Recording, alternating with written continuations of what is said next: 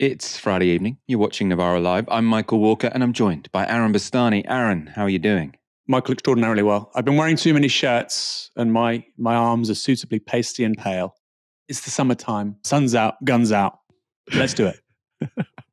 Sun's out, guns out, which is appropriate because we are leading the show today with a climate story. Labour somewhat watering down its pledge. And we'll be speaking to someone from Greenpeace. Also, tonight, the Tory MP who has thrown her toys out the pram for not getting a peerage. She has stood down. You can guess who. You probably can guess who. Not too difficult. We will also be looking at a big blow-by-blow showdown between Piers Morgan and Noam Chomsky. I didn't see that one coming. And we will be talking about some pretty tragic stories about how the Tories have ruined the lives of certain pensioners. Since Keir Starmer abandoned all his leadership pledges, progressives have had less and less reason to vote Labour. However, if there still remained one standout policy to distinguish them from the Tories, it was this. Here's Shadow Chancellor Rachel Reeves speaking at Labour's 2021 conference. I can announce today Labour's climate investment pledge. An additional £28 billion of capital investment in our country's green transition for each and every year of this decade.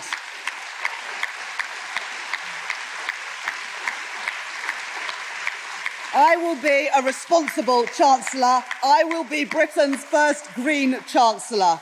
Conference, that is what a Labour government will do.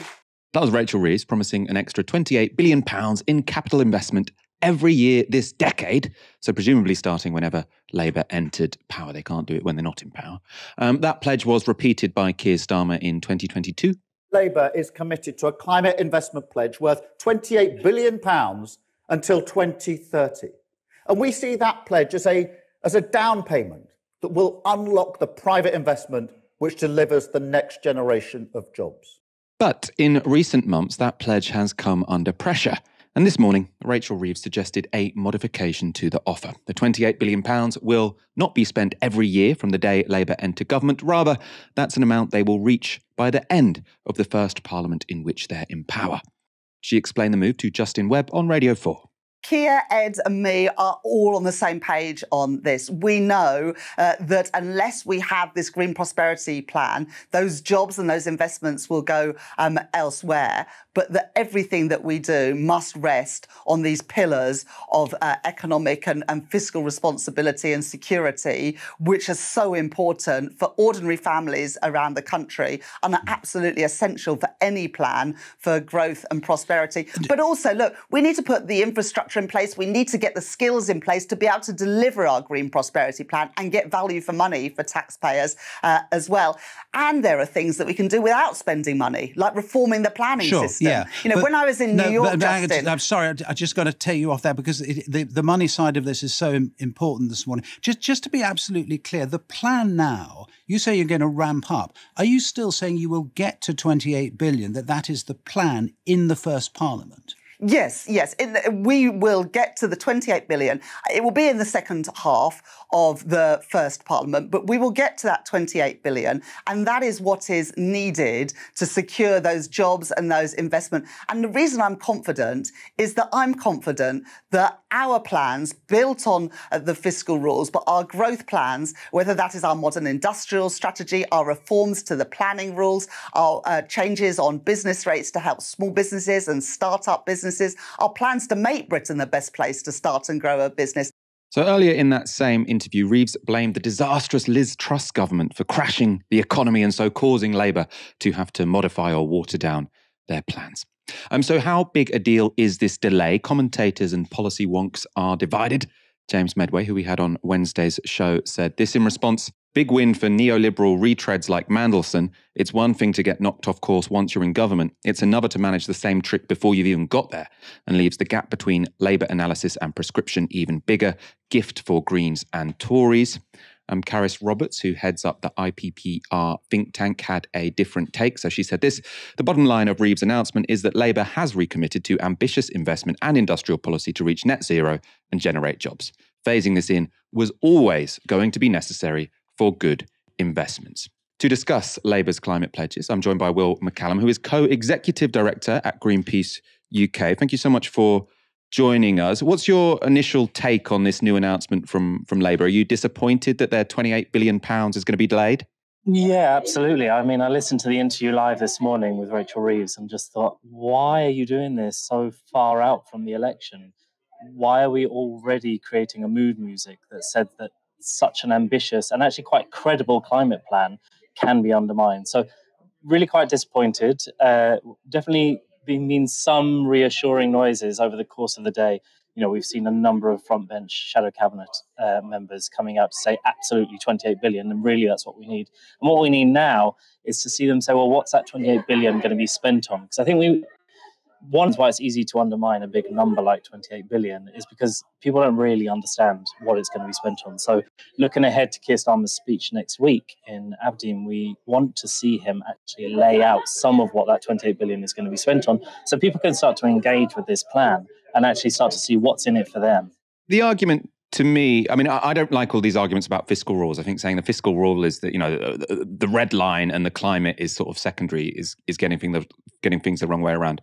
The argument I do find a bit more persuasive is that spending £28 billion in year one might be difficult. There isn't yet the workforce to do this. There might not yet be the capacity to suddenly get £28 billion out of the door. Is there not some argument that actually you probably will have to work your way up to this amount? No. This is investment. This is investment for jobs. This is investment for green prosperity. It's literally called the Green Prosperity Plan. If you don't spend as much money as they've committed, you will have less return on that investment. So we need this money to be spent. It pays for itself. It's one of the easiest investments this government will ever make because green technology, a green prosperity plan is absolutely what we need. I suppose the other side to it, though, is the opportunity cost. What happens if you don't spend it? It's not just fewer jobs. It's not just a weaker economy. We're racing against the EU and the US when it comes to green subsidies. And this plan was a credible attempt to put the UK on the map in relation to Biden's Inflation Reduction Act, for example. It's also, what fiscal rules don't have climate risk incorporated with them in 2023. If your fiscal rules aren't looking at the Bank of England's own advice on climate risk, then they're not good rules. And you have to start thinking in those terms. We are not in 2010. We are not in 2005. We're not in 1997. Climate risk is a genuine threat to fiscal stability. And so our fiscal rules have to appreciate that. So aside from the fact it will pay for itself, aside from the fact that 28 billion really is not that much money when you're looking at the number of jobs it's going to create, we actually also have to look at, well, what are the greatest threats to our economic stability? It is climate change. And this money is meant to help with that. Talk about another climate policy area. So Labour have committed to granting no new licences for oil and gas fields, especially in the North Sea. This morning, this is what Rachel Reeves said about that. There's going to be a role for oil and gas until the 2050s, and we will work with businesses and trade unions to ensure that we can get that oil and gas out of the ground because it's an important part of our energy mix. But we want to secure jobs in industries that have got decades ahead of them, and we want to work with those businesses and with our trade unions to ensure that we can get jobs in hydrogen, in carbon capture and storage. So people who are working in oil and gas this year and in years to come can then work in good jobs, paying decent wages, good unionised jobs in industries like carbon capture and hydrogen, where there is a race on to get those investment and those jobs. We've got a real opportunity because of North Sea oil and gas to be leaders in these industries. And as we transition there, we've got to get that investment in. So there's a really important future for people working in oil and gas today, and in hydrogen and carbon capture in the future. Part of that seemed, the kind of thing that a Labour politician should be saying. People who are working in oil and gas, they can be reskilled and go into the green sector. The bit that stood out for me, though, was she was saying there is a role for oil and gas until the 2050s. Now, we're obviously supposed to be at net zero in 2050. Will, do you think there is a role for oil and gas until the 2050s? There is a role for oil and gas for a little while longer, and that's why Labour's policy of no new oil and gas exploration was such a sensible one. Again, we're seeing sensible, credible, and ambitious. Yes, they are ambitious. They are world leading. Very few economies on the scale of the UK are looking at anything like the ambition that the Labour Party's current policies are pledging to commit to. But they are they have to keep them because this is the only way out of the climate emergency. The only way out is to stop new oil and gas exploration and to invest in a green prosperity plan. They presented that last year. They presented these flagship green policies. We all cheerleaded. We all stood there and said, well done. This is what a credible climate plan looks like. And now we are just starting to see that mood music that says, oh, well, actually, we'll tone it down there. Well, actually, we're going to scale up gradually. Well, actually, there's a role for oil and gas well into the 2050s. Now, you're right. We're committed to net zero long before then. So there shouldn't be a role into the 2050s. That's not to say there isn't a role for quite a few years to come, certainly long enough years to take care of workers in the fossil fuel industry. And that's what the 28 billion is meant to be paying for. It's that transition fund to take oil workers and North Sea oil workers, oil and gas workers from one industry into another. That is one of the things this green investment plan is meant to pay for.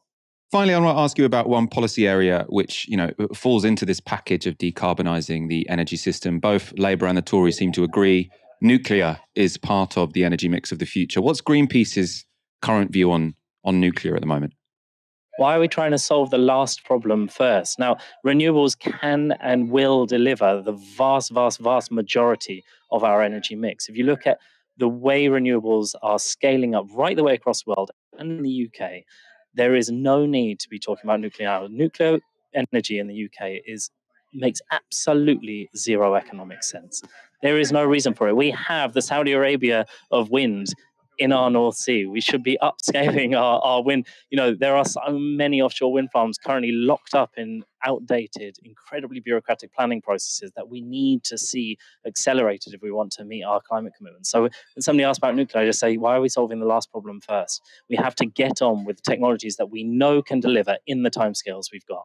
My understanding with nuclear is that we are going to be looking into the long term. So, there's always these videos shared of, I think Nick Clegg was in one, Caroline Lucas was in another sort of 10 years ago saying, what's the point in new nuclear? It won't come online until 2022, right? So the future tends to arrive, right? And the argument I hear in favor of nuclear is that, yes, we want renewables like wind to give us the vast majority of our energy. But because of intermittency, sometimes the wind doesn't blow, sometimes the sun doesn't shine, sometimes that happens at the same time. We will need some nuclear to provide, say the last 15% of our energy mix. You don't buy that. You think that it can all 100% come from renewables. It's 2023, and they said that in 2010 about 2022, and that nuclear power station that they were talking about has still not been built. And the reason it's not been built is because it was so expensive. The reason that nuclear power plant hasn't been built was because it was a Chinese state-owned company, and the UK government decided on its security analysis that wasn't a very good idea. So talk to me about pipe dreams by all means, but it's far less of a pipe dream to imagine that 100% of our energy will be produced by renewables than it is to imagine that a nuclear power station sometime in the future will somehow be affordable. We have to concentrate on the here and now, and that is renewables at scale. It is insulating our houses. It's providing warm homes for people so they're not choosing between heating and eating. These are solutions at our fingertips right here, right now. And once we've implemented all of those, maybe I can come back and have a conversation about nuclear. We should get you back on to have a proper conversation about nuclear. I have to say, it's not really my area of expertise. Aaron, what is your take on this? I don't want you to come straight in with your view on nuclear because we've lost Will now, so he won't be able to defend Greenpeace's position. So I want your position, especially on this move from the Labour Party, let's say. Michael, I've been making a list, and it might not be Christmas, but I've been checking it twice. I have many misgivings about what Rachel Reeves has been saying today. So first of all, the politics of this are astonishing, Michael. You're going to seek re-election after 5 years, right? You're going to get in 2024. Realistically, Labour at present would be elected with a big majority, lots of political capital.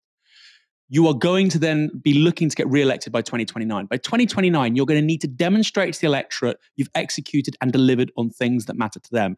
There is no point not doing this and then say 28, 29, start to ramp up the thing, and you go into the next general election without actually showing results and saying, well, we're spending all this money. Look at all the spreadsheets. Very new Labour, by the way. Very Rachel Reeves. Look at the spreadsheets, and I've done the cost benefit and all this. No, you're going to have to show people, look, we've built this. We've done this. These jobs now exist. So I think there's a political argument there, which seems weak to me. Secondly, that point of political capital. Franklin Delano Roosevelt, who was the US president in 1933, he executes what's now known as the New Deal. he had a program for his first 100 days because he knew that two things were critical. Firstly, the country was in a depression, and he had to bring them out of it through an economic stimulus. Secondly, he understood there would be immense interests mobilized against what he planned to do, so he had to act quickly and decisively. It was called the first 100 days. That's where this whole political meme of the first 100 days, it's where it comes from. FDR and the New Deal. Labour is saying the complete opposite. We're going to inherit an awful economy. There's going to really be very low economic growth. The IMF's now saying 0.4% growth this year. We've got massive population growth. So realistically, per capita, we're in a recession. We've had very low economic growth for 15 years. And Labour will have a lot of political capital, and they're going to say, you know what? We're not going to use it. We're not going to use it. Opposite of FDR. Reminiscent also of Obamacare, right? After 2008, Obama kind of tries to compromise and dither, and then nothing really gets done by 2010. Thirdly, this safe space, this happy place that Rachel Reeves went to of, we can do other things which won't cost anything, by the way. By the way, normally when something doesn't cost anything, it's not particularly important, or it does cost something. Reforming the planning system will cost something. A great deal, actually. Okay, not tens of billions, but it will cost a significant amount of money to do. And it'll also require an immense amount of, again, political capital being expended because there are vested interests which oppose it. So we're just going to reform the planning system. Everybody wants to reform the planning system. Everybody. Nobody says the planning system works, and yet it never seems to change. This whole thing she said in that clip, we won't be reckless. So what, your policy yesterday was reckless? So your own policy yesterday was reckless, but now it's not reckless. And if you go back to that policy and that position of 28 billion a year, for whatever reason, let's say it's readopted ahead of the next election from day one, this is what we're doing. That's now reckless? Come on. So I don't buy any of this. I don't agree with what Karis Roberts says about, oh no, actually from day one, you can't do this. FDR did it from day one. The prototype for all of this, FDR did on day one.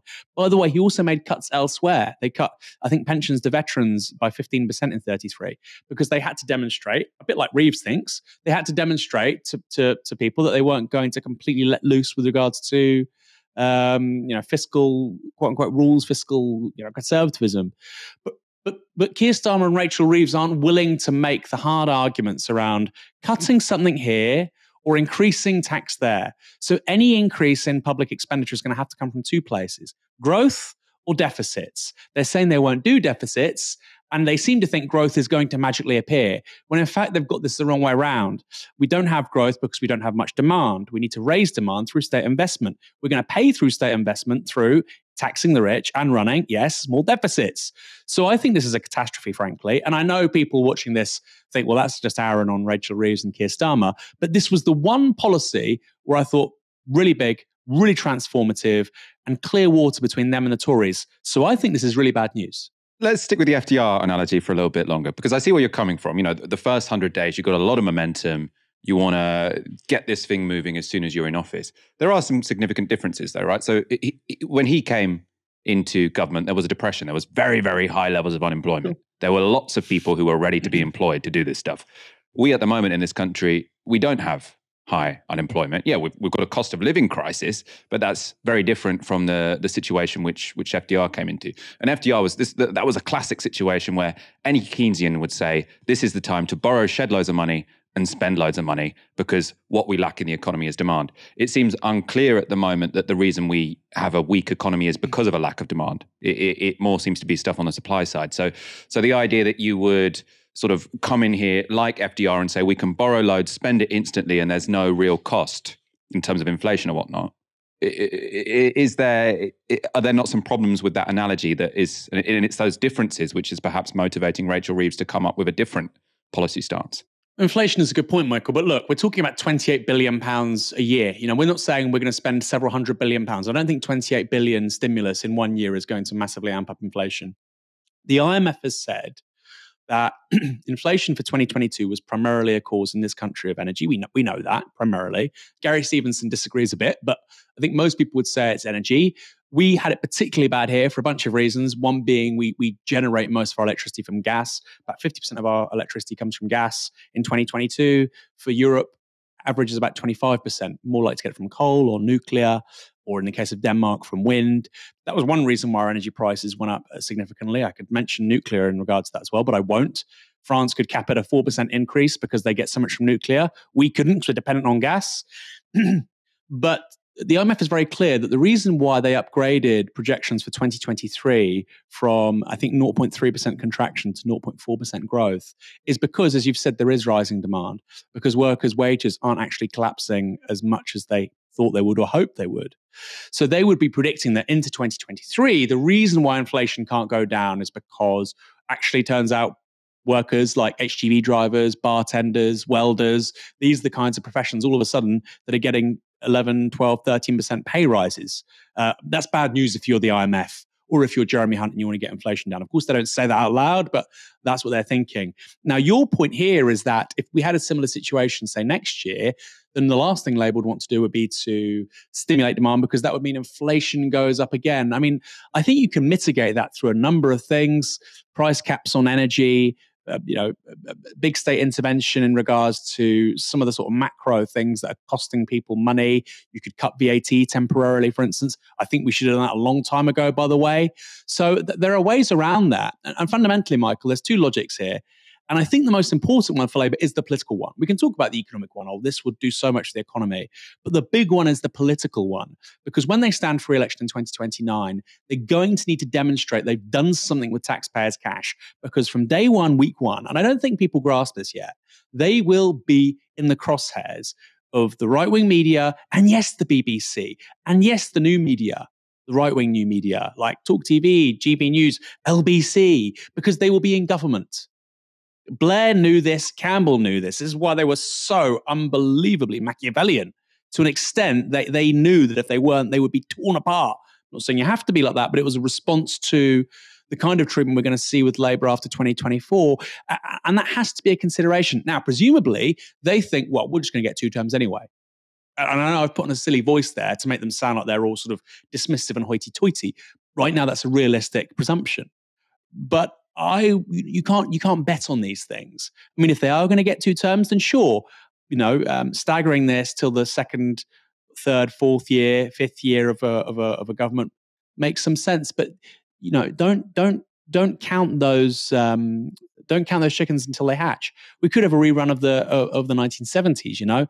Labour come to power, the Tories come to power, Labour come to power, because we're in a moment of high inflation, political volatility, and no real clear consensus about how to run things. So I think that presumption, which is probably why they've done this, by the way, I think that could end up being quite mistaken.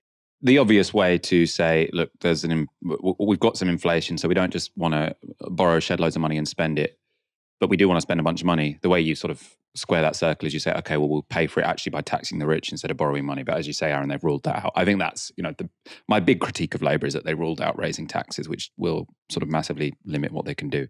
These are 2 names you don't normally hear in the same sentence: Noam Chomsky and Piers Morgan. But this week, the 2 men were in conversation on Morgan's Talk TV show. They were discussing, among other things, relations between the US and Russia and China. And we'll jump into the chat just after Piers Morgan asked Chomsky what the Americans should do if China were to invade Taiwan. The morally correct stance is to prevent it from happening. There is no indication that China is planning to invade Taiwan.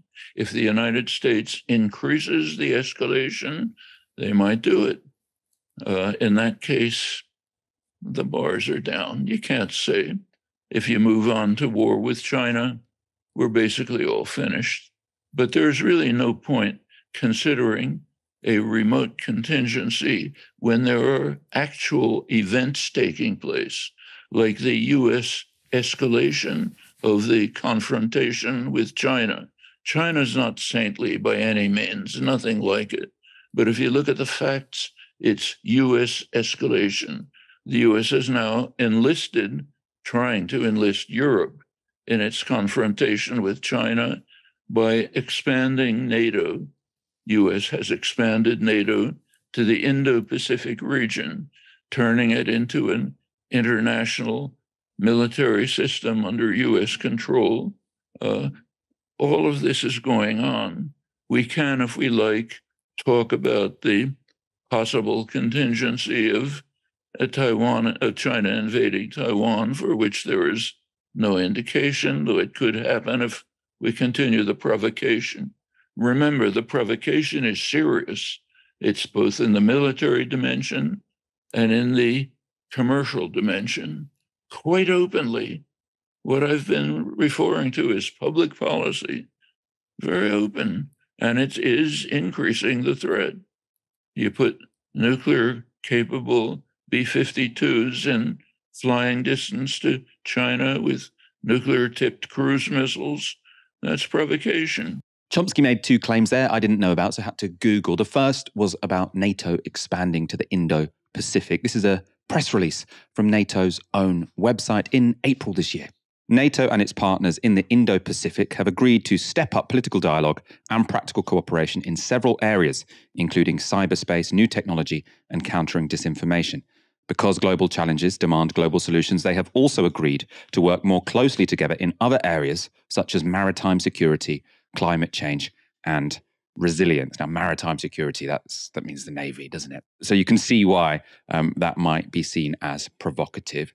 NATO had their first ever meeting, in fact, between NATO foreign ministers and foreign ministers from Indo-Pacific countries in 2020. So clear ramping up. The second point from Chomsky I didn't know about was the B-52s being stationed in flying distance of China. Chomsky, again, is correct. So in October last year, the US announced they would be funding an upgrade to an Australian airbase so that it could house 6 American B-52s, which are nuclear-capable airplanes. And let's see where the conversation went next. They would argue, of course, that it's defensive, that these are protective measures. They're not provocative measures. They would argue that China's march to economic imperialism and their massive expansion of their military represents an existential threat if they misuse those powers. That's what they would argue. And therefore, what they're doing is protecting themselves and other countries from nefarious behavior by China.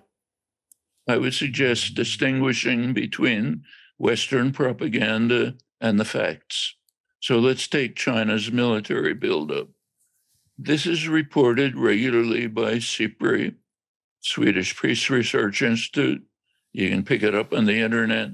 You will find that China's military expenditures for the past 10 years, per capita military expenditures, are a flat, straight line.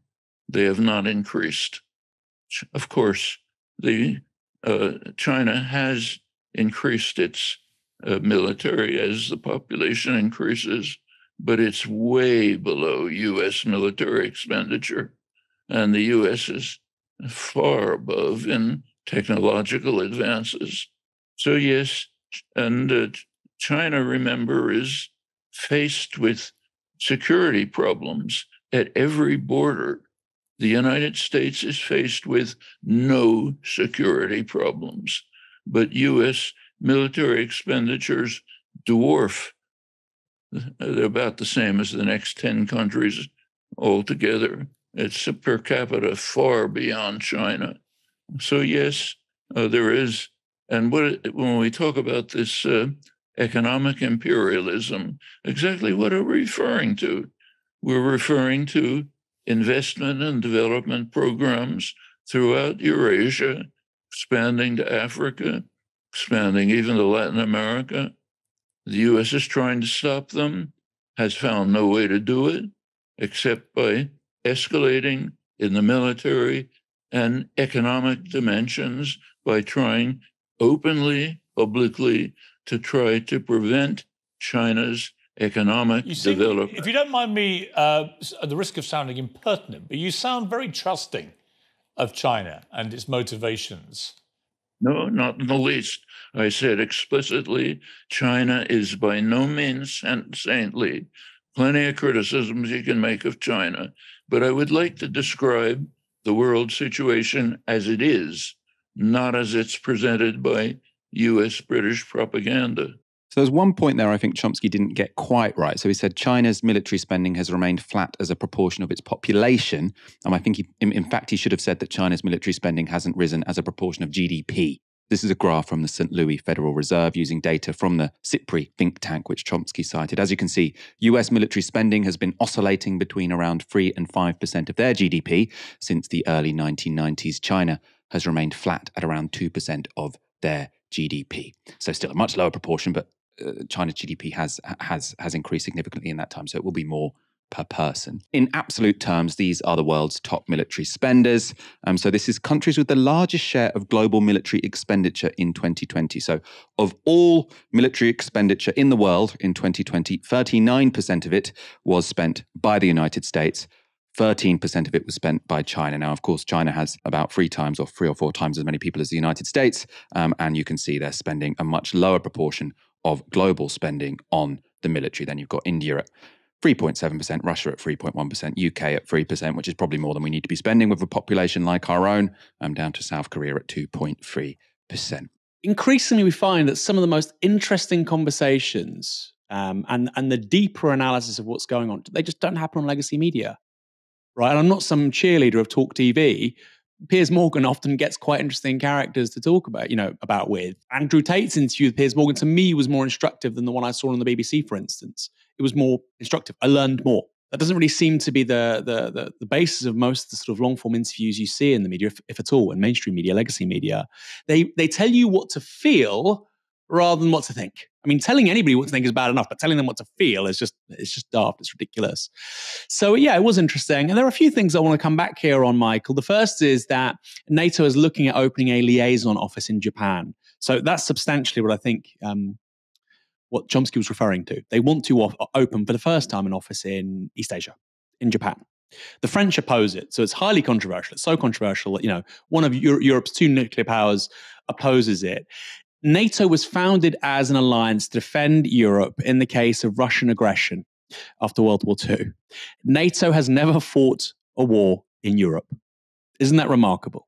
NATO has never fought a war in Europe. It is called the North Atlantic Treaty Organization. I mean, Japan, if you look on a map, Michael, it's not particularly close to the Atlantic. Just one second, just to clarify, wasn't NATO involved in Kosovo and the sort of Serbian? I think if you look at the legalities of it and whatnot, I don't think that in terms of a dispute, I think it was more of a peacekeeping effort. In terms of a war, you're looking at 2, frankly, which were Libya, and they might even say Libya wasn't. It was just peaceful regime change. We were helping domestic forces, but the big one, of course, is Afghanistan. Yeah, is that is the big war against the sovereign entity, which is we don't want to be invaded. Kosovo is somewhat different, and of course, with peacekeeping operations, you're in a very strange place. But frankly, Michael, the big military operations of NATO in their history, quite recent, Afghanistan, Libya, neither are in Europe. Neither are anywhere near the Atlantic. So I can understand why the Chinese have significant misgivings around that. And then if we look at military bases worldwide, the US has around 750 military bases globally across around 70 countries.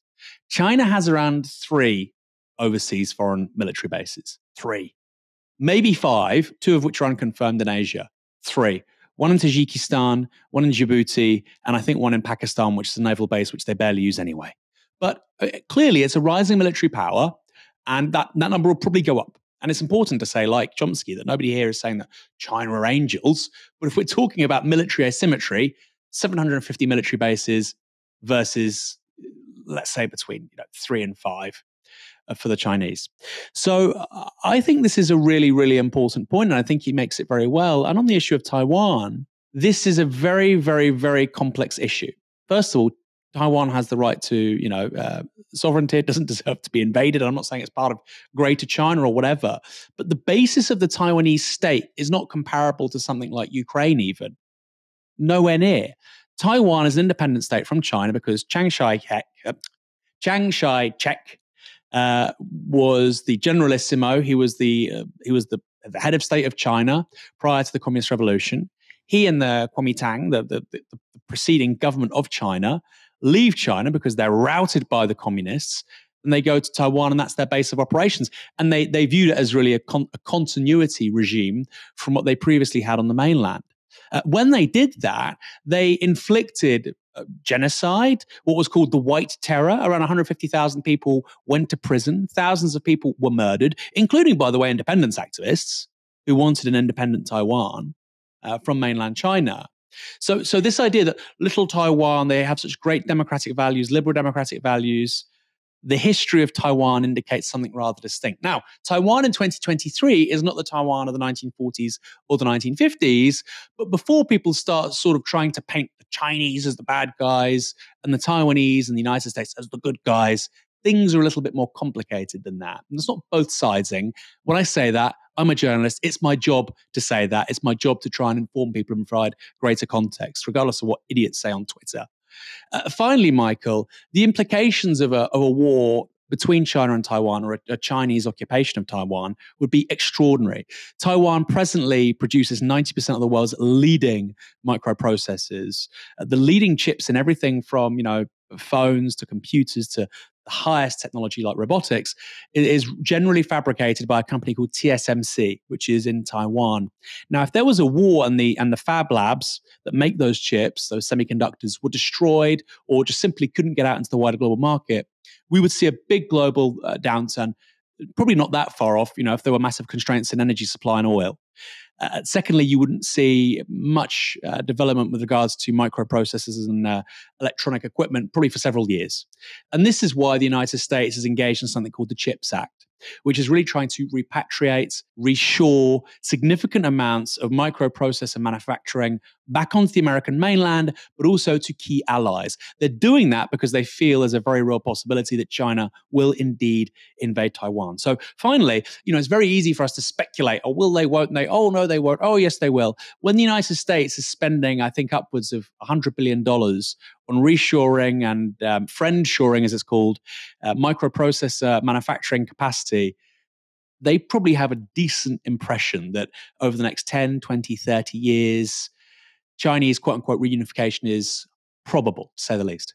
I think people do think about China and Taiwan as if it's like Russia and Ukraine. And legally, it's very, very different, right? So barely any countries recognize Taiwan as an independent country. Even the United States doesn't, because the one China policy, the sort of ambiguity of it, as far as I understand it. So when the Republic of China, Taiwan is still officially called the Republic of China, when that was created by Chiang Kai-shek, the United Nations and the United States, sort of the international community, recognized the Republic of China, Taiwan, as the real China.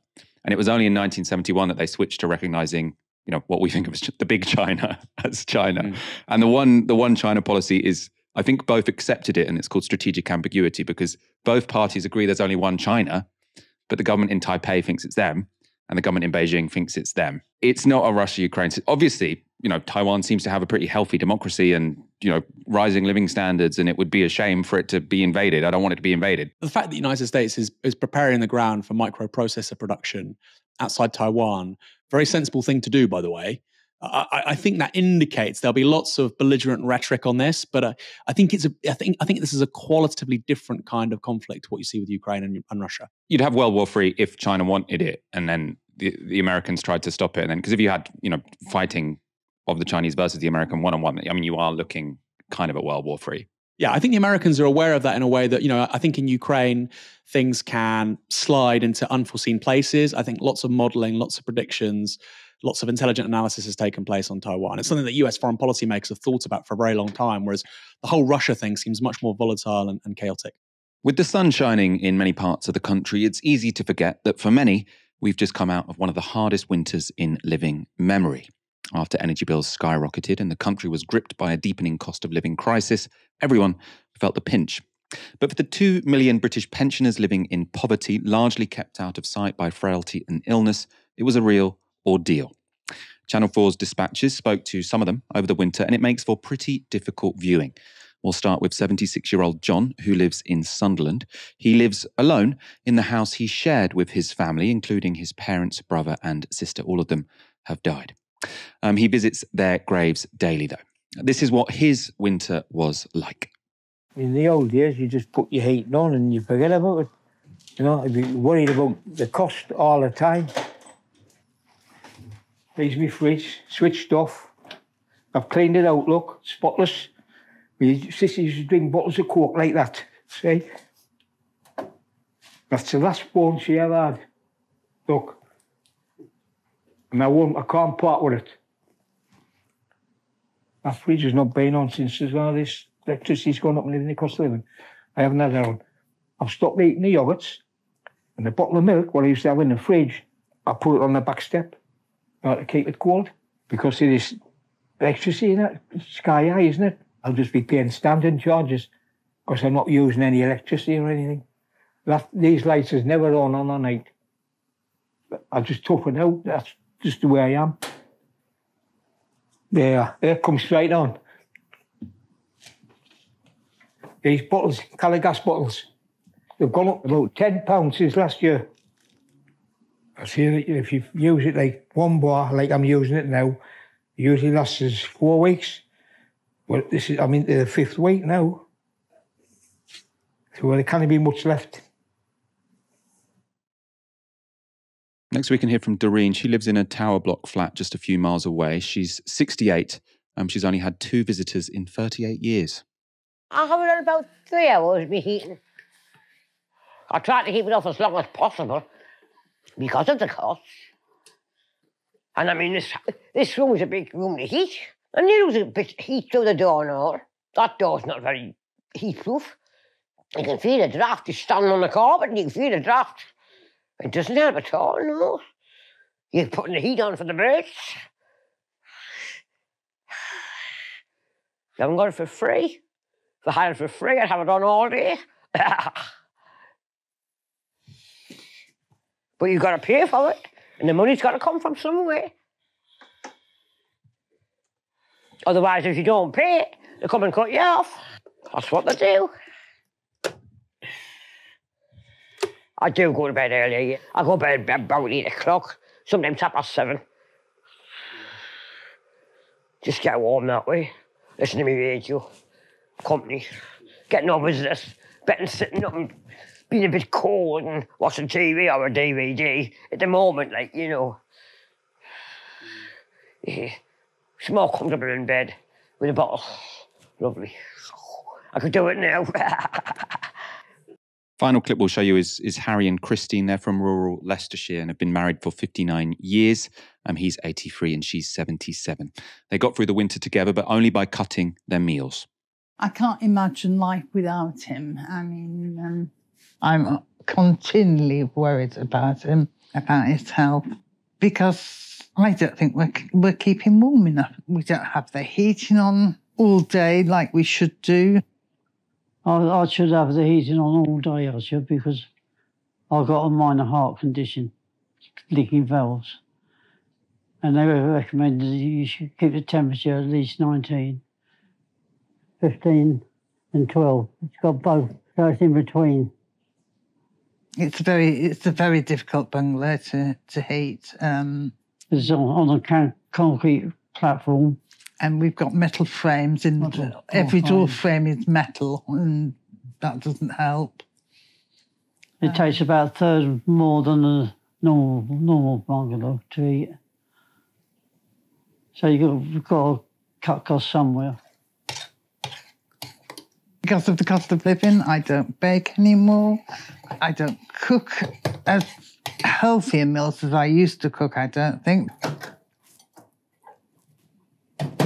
Used to love Christine's food. She was a very good cook. We used to have roast 3 times a week. And I miss cooking. I used to love cooking. I always cooked a Sunday joint, didn't I? Yeah. I've always have done right through my married life. Don't do that anymore because it's too expensive. Electricity prices is just horrendous. Thank you, my dear. Shut down your bed, please. Bed. Why should energy companies be making all this horrendous profits for their shareholders when the ordinary people are suffering? It's not right. There's something wrong somewhere. So that was just a taste of that documentary. It's made up almost entirely of those 4 people just talking about their lives. I do really recommend watching it. Not an easy watch, of course. Aaron, I thought it was worth us showing this because when we talk about the politics of age on this show, I don't think unreasonably, we often talk about property and how sort of voting is more sort of divided by age than it used to be, and that's a lot to do with the fact that across classes in a way, older generations are more likely to own their own homes, and owning your own home means more to your financial security than it used to. But what I suppose gets mentioned less in political discourse is the 2 million pensioners who are living in poverty. And it's sort of, they come up very rarely in political discourse.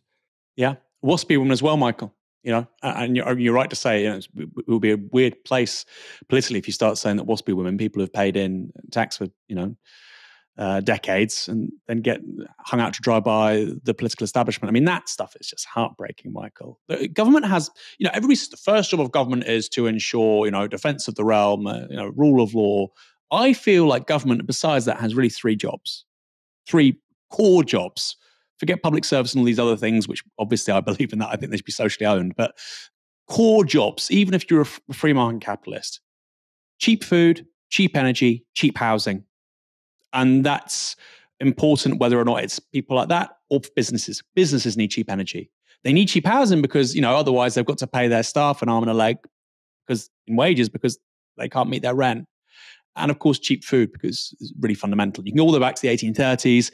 We have, the Corn Laws are repealed because the ruling class, capitalist class, recognizes that the price of grain in this country was too high. We had to have imports to make it cheaper. They did that because they recognized they can pay workers less. But cheap food was core to their thinking. And yet we have food inflation of 20% per annum.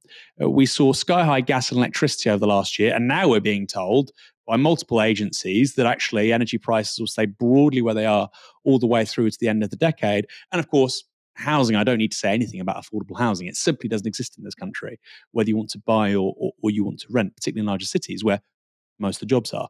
And this really just brings it home, Michael. And I think those key issues, like I say, housing, food, energy, doesn't matter how old you are affected by at least one of those. And it's really grim to see. And then fundamentally, to finish, if you're a young able-bodied person and yet it's cold, you can manage that for a winter or two. But at that age, in your 70s, 80s, with a health condition, that could be the thing that takes you away. And it is remarkable, frankly, that we've not had a real political overhead for this. We saw Liz Truss have to leave office because of a misjudged budget, ridiculous budget. We saw Boris Johnson have to go because of eating cake, but realistically because he broke lockdown rules. And yet for something like this, there hasn't really been any political consequences at all. And I find that deeply revealing about the state of our politics and our media too.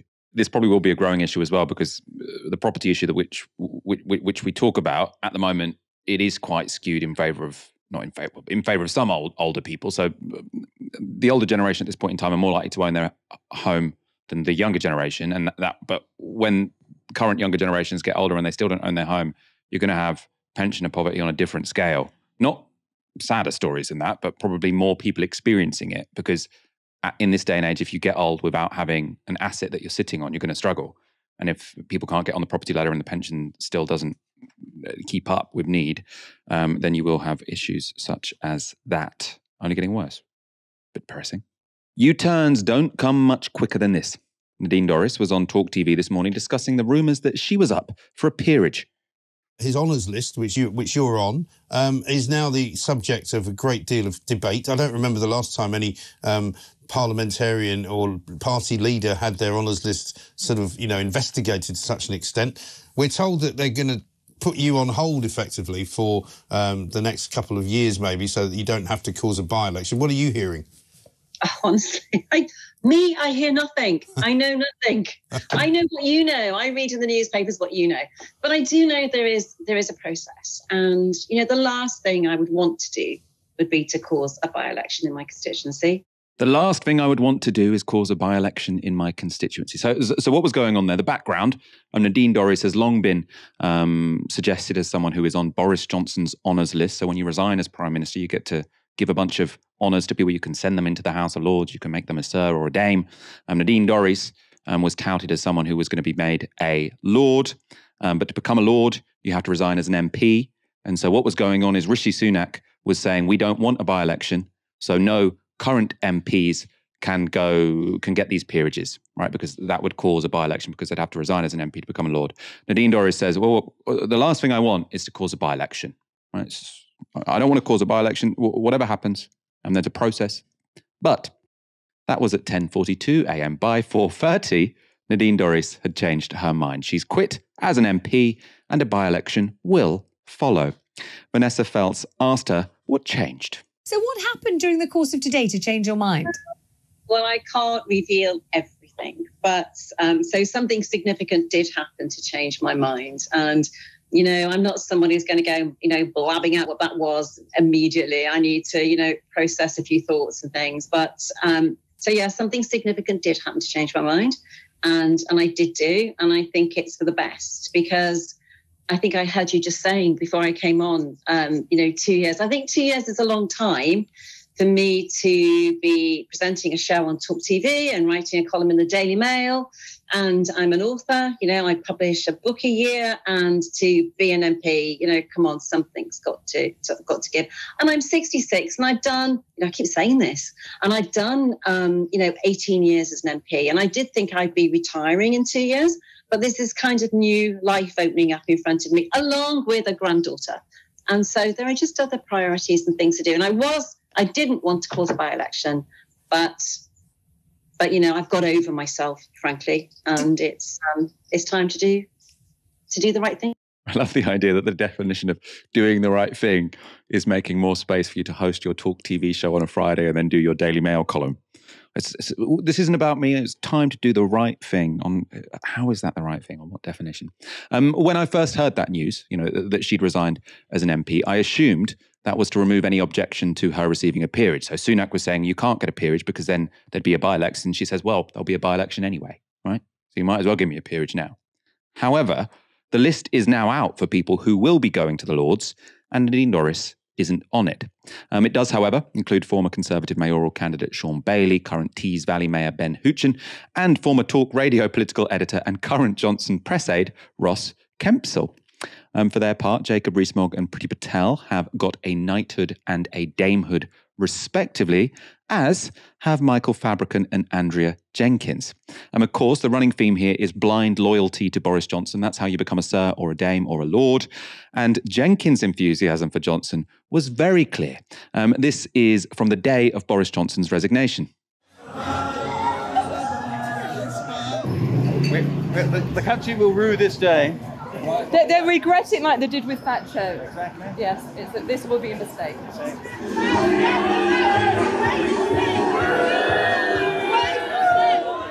What a strange time, Michael, that we had, you know, Nadine Dorries dictating, you know, the reform of publicly owned media outlets like Channel 4 in this country, saying that we should privatise, you know, organisations with a turnover of hundreds of millions of pounds a year. What a strange world. What I would like to say, though, Michael, is yes, these are people being looked after by Johnson. But my worry with all this stuff is that people say, you know, it's just Johnson. Johnson broke the rules. You know, Johnson the sociopath. David Cameron gave an MBE, if I remember correctly, to his hairdresser. Okay, so the idea that like the peerage system and all this worked so well and it was so fair and so honest until naughty Boris Johnson came along. Utterly ridiculous. The fact that Ross Kempsell, who, Michael, I think, how old is he? I think he's like 30. For people who aren't aware, Ross Kempsell was the guy who had the interview with Boris Johnson in the weeks leading up to the general election. And you remember when Boris Johnson said, "Oh, I like to paint buses"? That was with Ross Kempsell, who went on to work for him, who's now going to become a peer. Obviously ridiculous. And that's an argument to scrap the peerage system. And I think to scrap the House of Lords. People say make it elected. I wouldn't have a second chamber like the Commons. I would either scrap it entirely and give more power to committees in terms of how we review legislation and formulate it. Or you have a house a bit like what you get in the US where, you know, we have historic counties represented by one representative each. But I think as it exists, the House of Lords needs to go. I agree with you, sort of, the problem isn't unique to Boris Johnson. I suppose, as in so many other instances, what's different with Boris Johnson is how explicit it is. So when I was looking through all of those names, I mean, they're all people who for the past 2 years we've been showing, you know, towards the end of the show when we want a clip which is ridiculous, it's one of those people sort of defending Boris Johnson on Channel 4 or Sky or whatever and making complete fools of themselves. And when we showed you those clips of Michael Fabricant or Nadine Dorries or Andrea Jenkins or whatever, it was like, why are they humiliating themselves like this? Why are they doing this? And it's very obvious because they'd been told, presumably, that if you do that, you can become a Sir or a Dame when Boris Johnson ultimately resigns. So I don't know what you actually get when you become a Sir or a Dame. I suppose it's just, you know, put it on your gravestone, I suppose. Put it on your CV for the next job you look for. Let us know in the comments. Do you know what you get if you become a Sir or Dame? Or any of you Sirs or Dames watching? Let's end now. Thank you, Aaron, for joining me tonight. Michael, my pleasure. I'm sure you have a few in your DMs. Just to finish, Michael, isn't it crazy that Nadine Dorries is meant to be a full-time legislator and MP, and she's saying, "Oh, you know what? I write a book and I do this and I do that." Where did she find the time to be a member of Parliament? Ridiculous. They're taking us for fools. And she wasn't just a member; she was a cabinet minister, right? She wasn't generally very well briefed. Thank you, everyone, for tuning in tonight. Have a fantastic weekend. On Monday, I'll be back for another live show from 6 p.m. For now, you've been watching Novara Media. Good night.